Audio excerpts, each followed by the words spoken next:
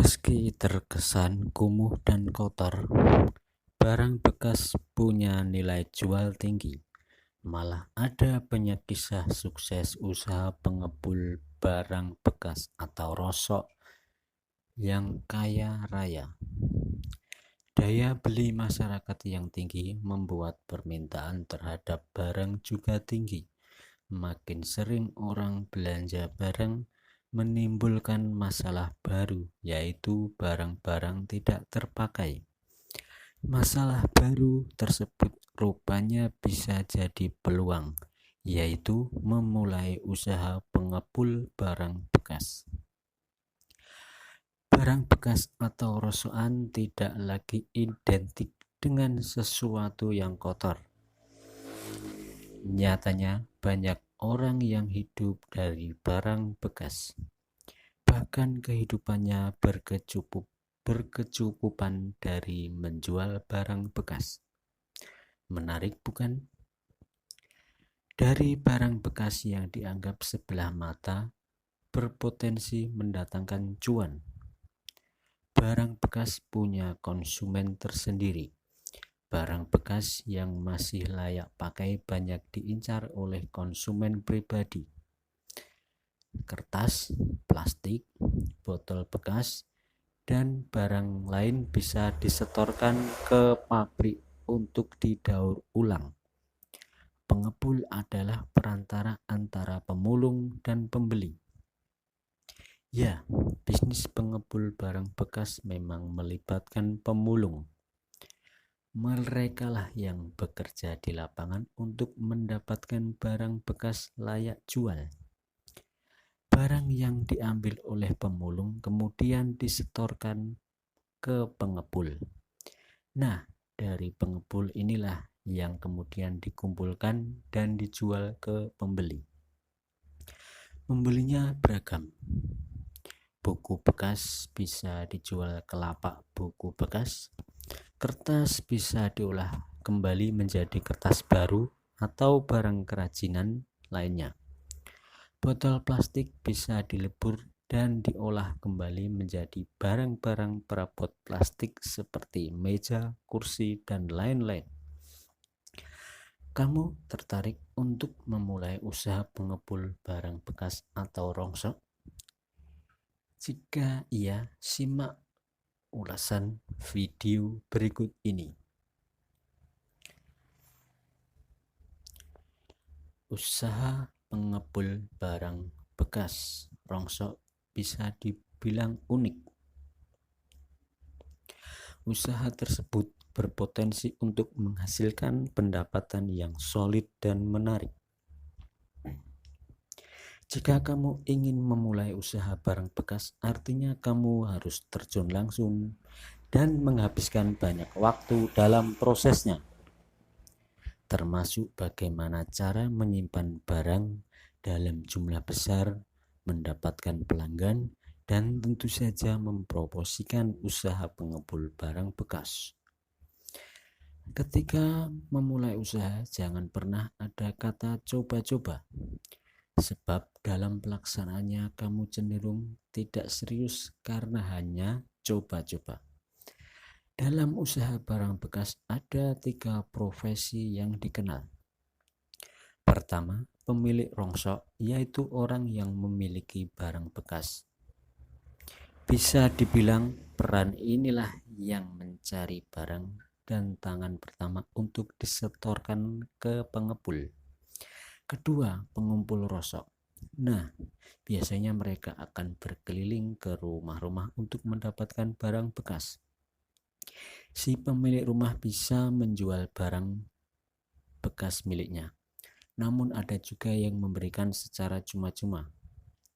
Pengumpul rongsok ini disebut juga pemulung, sebab ada yang bekerja berkeliling mencari barang bekas di tempat sampah dan lain-lain. Selanjutnya adalah pengepul. Mereka inilah yang mengumpulkan barang bekas dari pemilik rongsok atau tangan pertama dan pengumpul rongsok.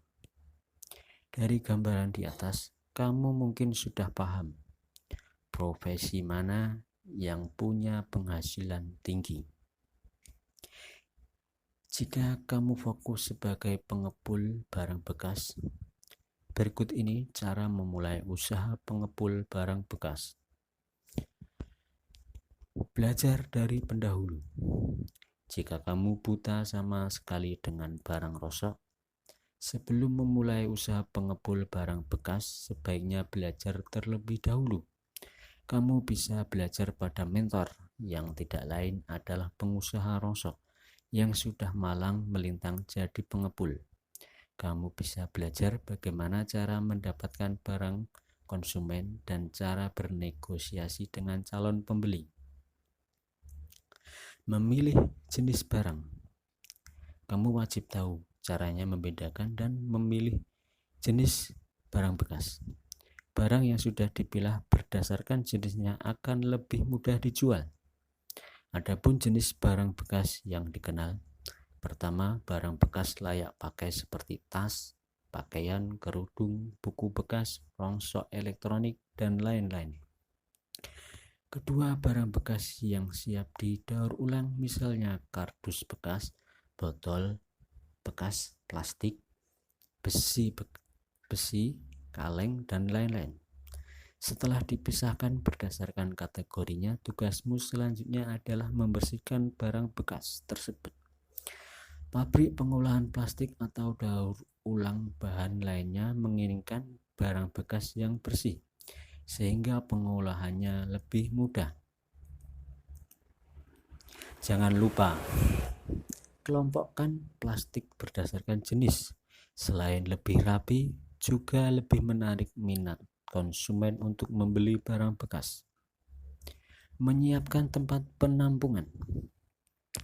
Memulai usaha pengepul barang bekas artinya kamu harus menyediakan tempat yang luas. Tentunya tempat tersebut digunakan untuk menampung barang bekas atau rosokan sebelum diangkut pembeli. Tempat penampungan tersebut harus luas dan mudah diakses. Halaman gudang bisa digunakan kendaraan pick-up atau truk untuk mengangkut barang. Mencari rekaan. Agar usaha pengepul barang bekas berjalan lancar, mulailah mencari rekaan, yaitu pemulung dan calon pembeli. Kamu juga harus mengetahui harga pasaran barang yang dijual. Jika kamu tahu harga pasarannya, akan lebih mudah bernegosiasi dengan pemulung dan pembeli.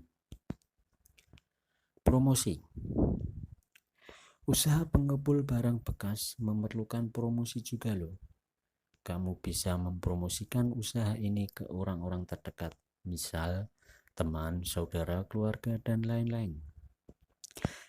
Malah kamu bisa mendaftarkan usahamu ke Google Business Profile agar mudah ditemukan di Google Map. Kamu bisa menyertai nomor telepon agar dapat dihubungi oleh orang yang hendak membuat barang atau perabot bekas dalam jumlah besar. Jalankan seperti bisnis modern. Kendati kamu membuka usaha pengepul barang bekas, bukan berarti dijalankan dengan strategi kelas 2. Dikutip dari Small Biz Trend, konsumen akan mengharapkan kamu menggunakan teknologi secara efektif. Kepuasan pelanggan adalah nomor 1. Kamu bisa menggunakan media sosial untuk promosi. Transaksi bisa dilakukan melalui online. Konsumen tidak harus datang langsung ke gudangmu. Jangan lupa, usahakan lokasi yang bersih dan cukup penerangan, meski barang yang kamu jual adalah rongsokan. Modal usaha pengepul barang bekas. Ketika memulai usaha pengepul barang bekas, kamu bisa mulai dari mengumpulkan barang terlebih dahulu. Modalnya bisa dibilang sangat ringan. Berapapun modal yang kamu punya bisa dipakai untuk memulai usaha. Misal kamu memiliki uang 3 jutaan. Nah, uang tersebut bisa digunakan untuk membeli barang bekas dari pemulung. Kemudian kamu menjualnya ke pengepul yang lebih besar. Untuk menyimpan barang bekas diperlukan tempat atau gudang. Jika kamu memiliki tempat, artinya kamu tidak perlu menyewa. Perincian modalnya adalah sebagai berikut dengan asumsi kamu harus menyewa tempat. Sewa tempat per bulan 1 juta rupiah, modal beli barang bekas 2 juta rupiah, timbangan 500.000 rupiah, perlengkapan lain-lain 500.000 rupiah, total modal 4 jutaan lah. Sebagai awalan, kamu bisa menggunakan hitungan tersebut biaya membeli make up, membayar karyawan, dan lain-lain. Tentu akan bertambah seiring usahamu berkembang. Bagaimana? Ringan bukan modal yang dibutuhkan? Biaya tersebut bisa lebih murah jika kamu memiliki tempat dan tidak perlu menyewa. Artinya, dana untuk sewa gudang bisa dialihkan untuk membeli barang. Jika kamu memulai usaha pengepul barang bekas dari nol, kamu bisa menjadi besar. Bahkan tidak menutup kemungkinan dari modal kecil tersebut bisa menghasilkan keuntungan puluhan juta rupiah. Kamu juga bisa mempekerjakan karyawan yang membantumu menjalankan usaha pengepul barang bekas.